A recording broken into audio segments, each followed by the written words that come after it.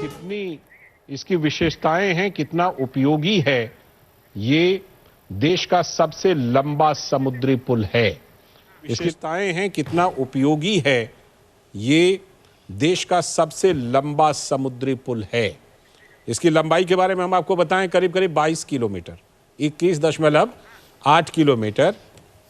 ये अटल बिहारी वाजपेयी सेवारी नवा, ये जो अटल सेतु है, इसका पूरा नाम है। ये मुंबई प्रधानमंत्री नरेंद्र मोदी पहुंचे हैं और वहां पर उन्होंने इस प्रसिद्ध अटल सेतु का उद्घाटन किया है।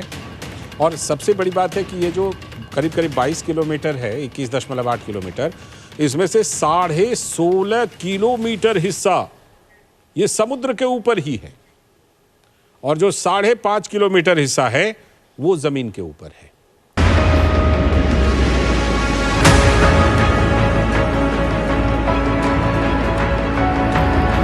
देवेंद्र कोल्हटकर आमचे प्रतिनिधी याबद्दल आपल्याला अधिक माहिती देतील। देवेंद्र, अजून कोणकोणते मोदींचे कार्यक्रम आहेत जे आता इथून पुढे होणार आहेत आणि आता नेमकं काय काय घडतंय?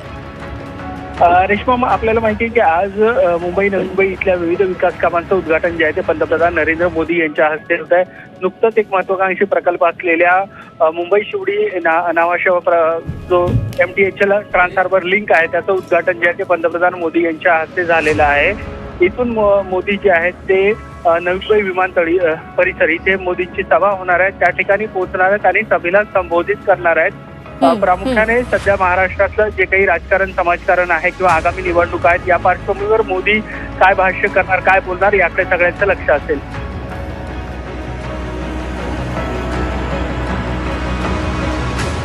देवेंद्र, धन्यवाद तुम्ही दिलेल्या या सगळ्या सविस्तर माहितीबद्दल। तेव्हा महाराष्ट्रातल्या अनेक प्रकल्पांचं उद्घाटन, भूमिपूजन, लोकार्पण पंतप्रधान मोदींच्या हस्ते होतंय। 22 किलोमीटरचा हा सागरी सेतू आहे, जो भारतातला पहिला सर्वात लांब सागरी सेतू ठरलाय।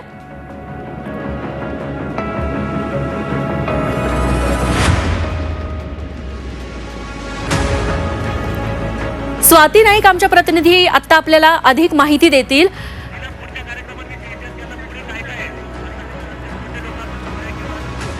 स्वाती, पंतप्रधान नरेंद्र मोदींच्या हस्ते अटल सागरी सेतूचं उद्घाटन झालेलं आहे। या पुढचे कार्यक्रम काय काय आणि कसे कसे असणार आहेत?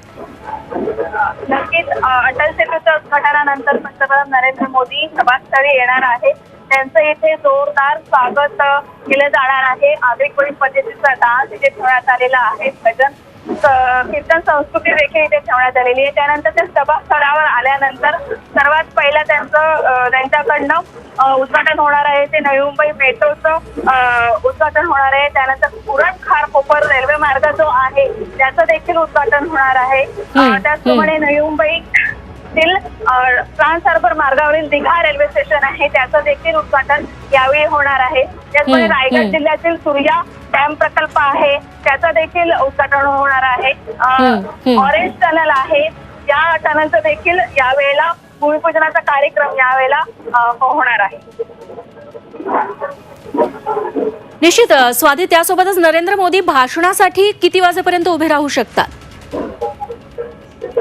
आल्यानंतर हा लोकार्पण सोहळा होणार आहे। त्याचप्रमाणे महत्वाचं म्हणजे या सभेमध्ये महिला सक्षमीकरणाचा हा कार्यक्रम आहे। महाराष्ट्र राज्यामध्ये महिला सक्षमीकरणाचा कार्यक्रम अभियान जो आहे त्याचा शुभारंभ पंतप्रधान नरेंद्र मोदी यांच्या हस्ते होत आहे आणि यासाठी खास महिलांना देखील इथे बोलवण्यात आलेलं आहे। त्याचप्रमाणे या कार्यक्रमामध्ये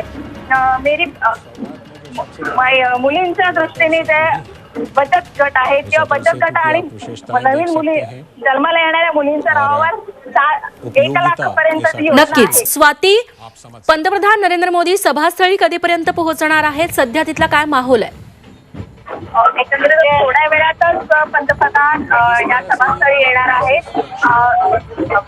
अटल सेतूवरून ते जेव्हा उतरतील तिथपासून ते सभास्थळापर्यंत ठिकठिकाणी नृत्यचे आयोजन केलेले आहे।